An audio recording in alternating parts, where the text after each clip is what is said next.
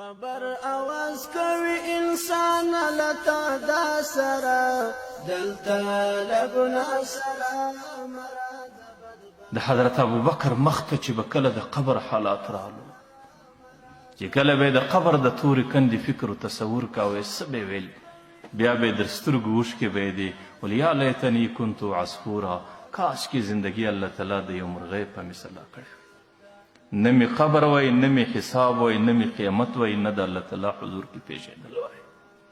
کله ویل یا لیتنی کنتو شجرة تعقد کاش دنیا کې می زندگی د یو درخت په مثل وای چې بس د برو ختم ختلې وای نور ختم سوی وای زما سره حساب نه وای او زما مخته د قبر زندگی نه وای او زما مخته د قیامت په میدان کې راپورته کېدل نه وای